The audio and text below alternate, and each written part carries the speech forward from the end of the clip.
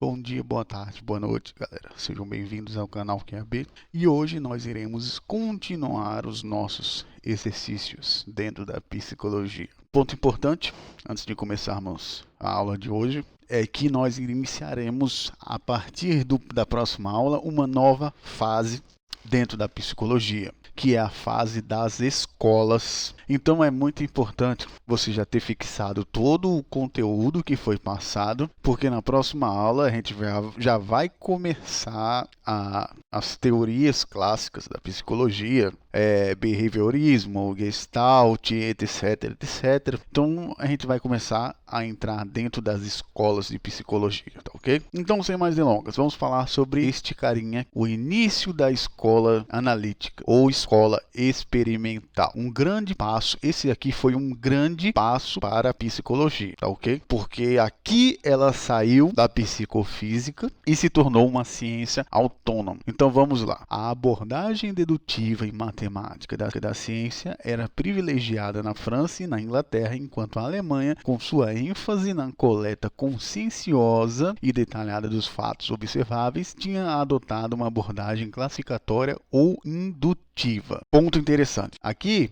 isso daí era muito verdade, porque até hoje existe isso, essa sobreposição da matemática sobre todas as outras ciências. Até hoje é assim. Só que a diferença mais marcante foi que na Alemanha eles fizeram a ideia de observação. Detalhes que a pessoa observa, que seria a questão da indução. O projeto indutivo tinha ganhado bastante força, principalmente na Alemanha. Aí veio o Wundt e ele descreveu qual é o objeto da psicologia, como vocês vão ver agora quando eu começar a ler. Então ele dizia que o objeto da psicologia era a experiência imediata dos sujeitos. Embora ele não esteja primordialmente interessado nas diferenças individuais entre esses sujeitos, a experiência imediata é a experiência tal como o sujeito vive antes de se pôr a pensar sobre ela, antes de comunicá-la, antes de conhecê-la. É, em outras palavras, a experiência tal como se dá. Então, beleza. Vamos resumir o que ele disse. Tá ok? Aqui ele fala sobre a experiência imediata. Se ele fala que é imediata, é algo que não tem mediação. Vamos falar agora sobre os métodos utilizados pelo Wundt. Ele tinha dois métodos, tá ok? O A e o B.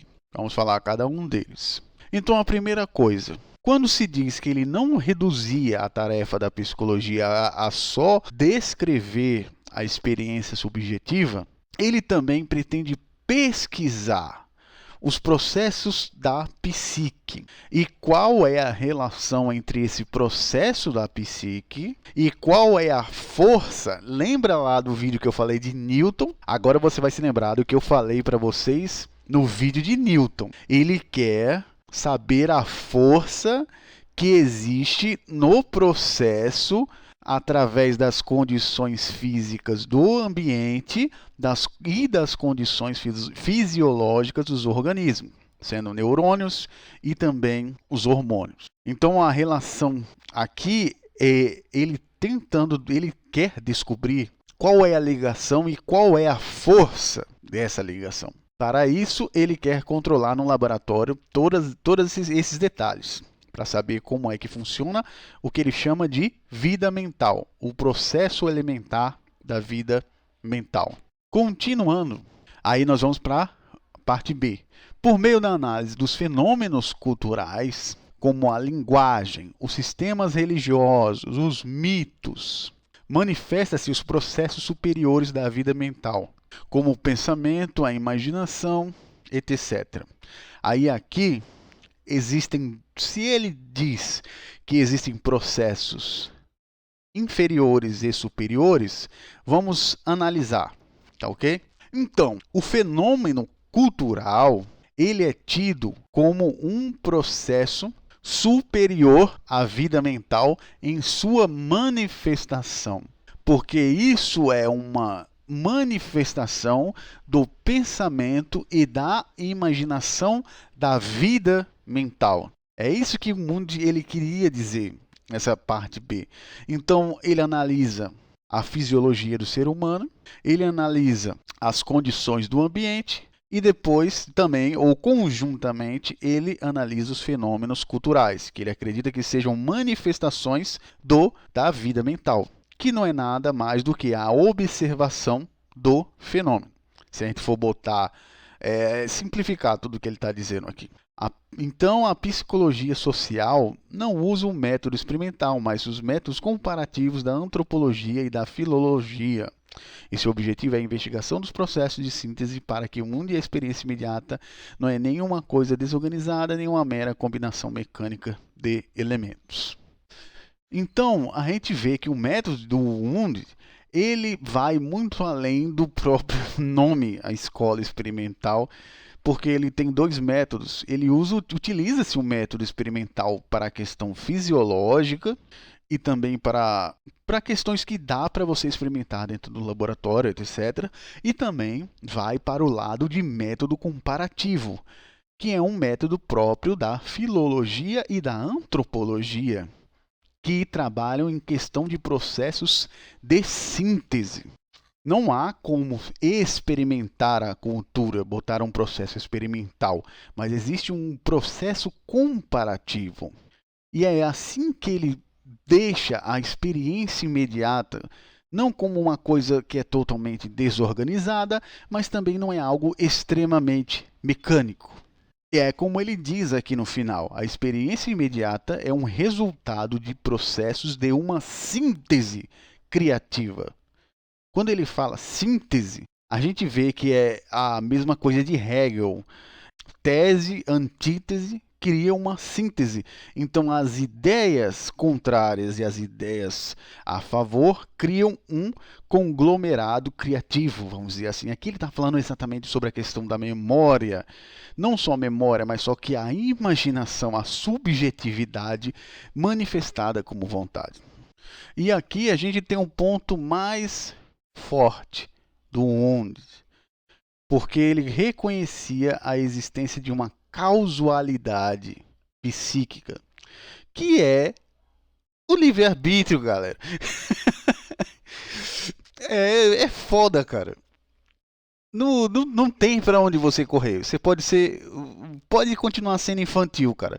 Pode continuar sendo infantil com essas ideias de determinismo das coisas. Pode continuar à vontade, cara. É como ele diz aqui, ó. O princípio da vida mental ele é independente dos princípios que explicam o comportamento dos corpos físicos ou fisiológicos. A dificuldade era dele entender como é que isso é possível. No homem, que ele é uma unidade psicofísica. É tipo, imagina o bug que deu na cabeça do Wundt. Imaginar isso, cara. Como é que pode, cara? Tudo aqui eu posso explicar com física, com o processo fisiológico, os hormônios, os neurônios, eu posso fazer tudo isso daí, mas mesmo assim sempre existirá uma causalidade que não tem como eu explicar por que acontece isso. O nome disso é inteligência. Esse é o nome dessa causalidade psíquica, em que um corpo e mente não existem separados e sempre existirá duas causalidades que se ligam uma à outra. Duas psicologias, embora ele próprio pense que está fazendo uma coisa só. A psicologia fisiológica experimental, em que a causalidade psíquica é reconhecida, mas não é enfocada em profundidade, e nesse sentido não se cria nenhum problema mais sério para ligar essas psicologias às ciências físicas e fisiológicas. E a psicologia social, cuja preocupação é exatamente a de estudar os processos criativos em que a causalidade psíquica aparece com mais força. Então vamos lá. Vamos entender esses conceitos. Isso aqui é muito simples se eu colocar, por exemplo, para você a questão da inteligência. Se eu colocar aqui a causalidade psíquica como inteligência, vamos lá. Vamos ler de novo. A psicologia fisiológica experimental em que a inteligência ela é reconhecida, mas não é enfocada em profundidade. E nesse sentido não se cria nenhum problema mais sério para ligar essa psicologia às ciências físicas e fisiológicas. Aí vai o ponto B. A psicologia social, cuja preocupação é exatamente estudar os processos criativos em que a inteligência aparece com mais força. Vê que já mudou a característica do negócio quando eu tiro a casualidade psíquica e coloco a inteligência, você consegue entender Que existem coisas onde o nosso intelecto ele tem mais força, ele tem mais processos criativos. E muitas vezes é através do que? Da cultura, em que esses processos criativos eles têm mais interação, têm mais força ou não. Você pode ver muito isso daí por exemplo, se eu jogar aqui para vocês economia. Em países que a pessoa tem mais uma cultura muito mais de empreendedorismo, ou então em culturas mais relativas a serem menos religiosas possíveis e mais tipo pé no chão, as culturas elas têm tendência a terem inteligências diferentes. Ou seja, a inteligência ela se mostra com um pouco mais de força. Ou então em lugares onde investem mais em tecnologia, investem em inteligência, investem em educação básica, educação de base, para deixar os alunos com maiores altas no Ibiza, por exemplo. A cultura é diferente e essa cultura determina a força da inteligência, o processo criativo. Então, se eu quisesse tirar essa causalidade psíquica daqui e colocar inteligência, vocês vão ver que mudam. Eu posso colocar, por exemplo, como o primeiro ponto, ligar a inteligência como apenas um princípio de ciência física ou fisiológica, colocar ela como um produto dos nossos neurônios, ou dentro da fisiologia, ou um produto dos nossos hormônios, que seria a mesma coisa da causalidade, sendo apenas reconhecida, mas não enfocada em profundidade. Então, isso aqui é um ponto muito interessante. Duas psicologias. Uma que a gente pode descrever dentro da fisiologia e uma que a gente não consegue descrever com profundidade, porque é aquela com a interação com os povos. Isso aqui foi o ponto mais interessante dele. O paralelismo psicofísico, segundo ao qual os fenômenos mentais correspondem, fenômenos orgânicos, por exemplo, uma estimulação física, como uma picada de agulha na pele do indivíduo, teria uma correspondência na mente deste indivíduo, para explorar a mente ou a consciência do indivíduo, onde cria um método que denomina introspeccionismo. Isso aqui é muito importante, assim, pode parecer muito louco desse cara aqui, mas é porque ele está tentando determinar até onde vai a psicologia A e até onde vai a psicologia B, tá ok? Então esse era o motivo dele querer ver a experiência de uma picada, por exemplo, na pele, com o que a gente está sentindo, a experiência do indivíduo em certos tipos de situações, entendeu? Essa era a ideia dele. E uma das ideias principais do introspeccionismo. Nesse método, o experimentador pergunta ao sujeito especialmente treinado para a autoobservação os caminhos percorridos no seu interior por uma estimulação sensorial. Por exemplo, uma picada de agulha. E o que ele queria com isso aqui, galera? É como está explicado aqui. Ele queria entender como é que isso acontece aqui, velho. Como é que pode do ponto A ir pro ponto B? Esse era o problema, cara. Como é que pode algo tá dentro da fisiologia, mas ao mesmo tempo não tá dentro da fisiologia? E se comunica com o social. E é algo como ele bota aqui uma causalidade psíquica, porque isso é óbvio, galera. Existe inteligência ali. Onde existe inteligência, existe livre-arbítrio. E onde existe livre-arbítrio,